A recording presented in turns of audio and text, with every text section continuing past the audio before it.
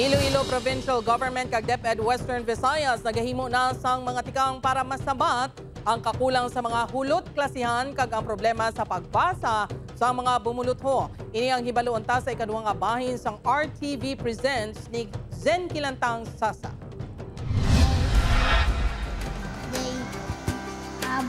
Halin 2021, tubtub subong nga tuig, naglabot na sa masobra 332 million pesos ang ginpain nga pondo sang probinsya sang Iloilo sa pagtukod sang classrooms kag pagbakal sang nagkalain-laing nga supplies o kon equipment sa eskwelahan. It's also under the Best Province Program. Nalagso na ito ng classroom shortage together with the national government. It's a national emergency kung kita lang kapag makutun.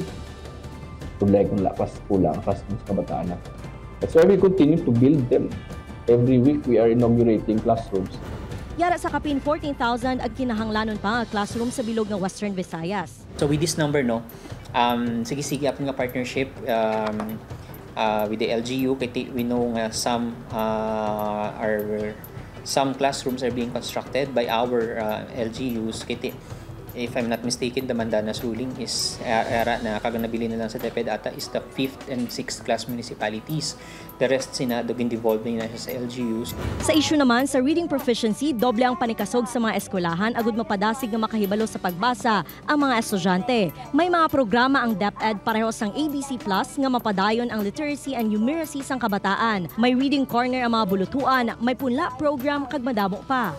Makita ng improvement sa mga inisyatibo sang DepEd sa katapusan sang school year. Base sa datos, nagpanaog sa 3.84% ang mga kabataan nga hindi makahibalo magbasa, 24.47% ang moderate intervention, 37.68% ang light intervention, kag nagsaka sa 38.7% ang meets expectation sa reading comprehension sa mga bata.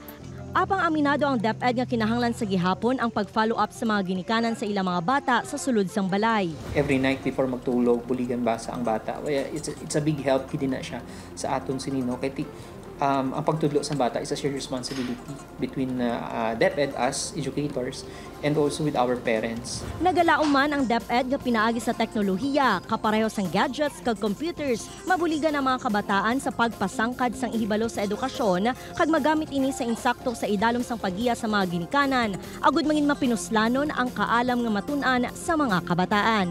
Upod kay Cirilo Renduque, Zen Kilantang Sasa, One Western Visayas.